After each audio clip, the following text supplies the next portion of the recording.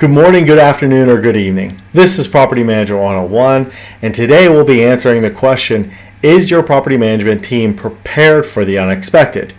Working in the property management industry, a lot of things can and will happen at your properties. It'll be important to have a plan and have your team in a good position so they know what to do and not to do in these extreme unexpected situations. This video will also be helpful for any investors to make sure this is part of their questioning as they're vetting out potential property management companies and property managers. One of the questions I would always ask is, what is your team doing to prepare for the unexpected event? And this will really make sure that your property management company is putting your asset in a good position when it comes to eliminating any liability for your property. Another video that will be helpful for this topic is my on-call directions video. I will provide the link to that video in the description. Now, here are 3 things that you can do as a property management company to ensure that your team is ready for the unexpected. The first practice is your on-call position. Oftentimes when an unexpected event will occur, it will occur after hours.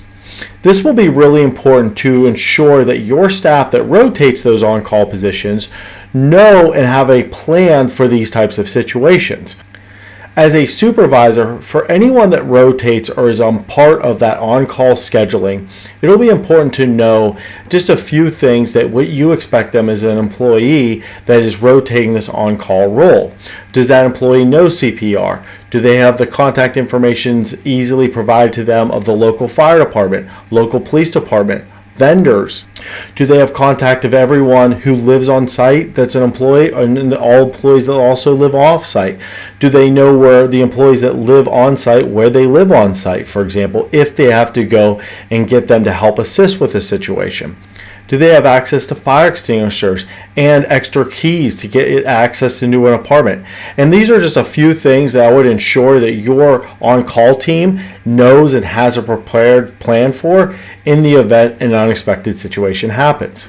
And the second practice to keep in mind for your team for those unexpected situations is vendors. Has your team established vendors for every trade and have multiple vendors for every trade that is maybe needed for your property?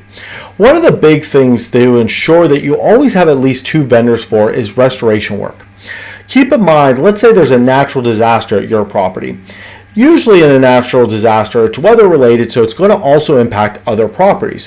What you don't want to do is have a situation where you're calling your restoration company, but they're unable to attend to your property because they're already spread so thin between every other property in the area that they're already addressing situations at.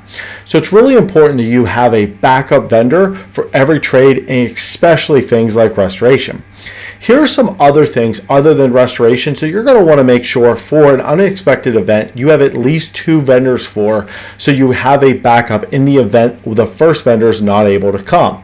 Things like roofers, locksmiths, garage door companies, as well as security companies are just a few that you're going to want to have multiple companies that you've established a good relationship with, you've set up for, you have contact information for, so you and your team are ready for the unexpected. If you're enjoying this video and learning something new, please don't forget to like, subscribe, and turn on notifications for future videos.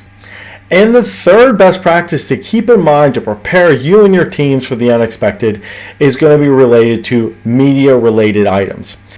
Does everyone in your team know what to do if they were contacted by the media for questions?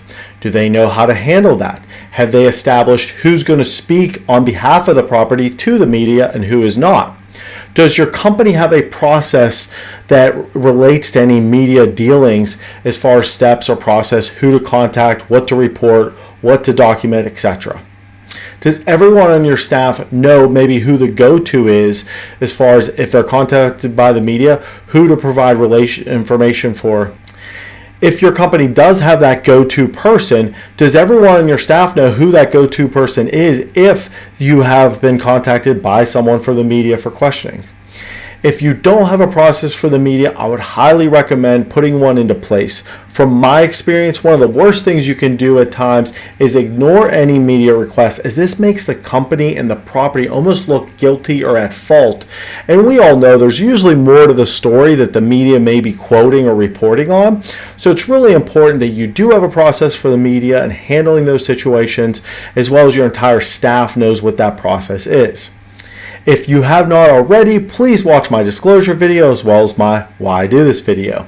I will provide the links to those videos in the video description.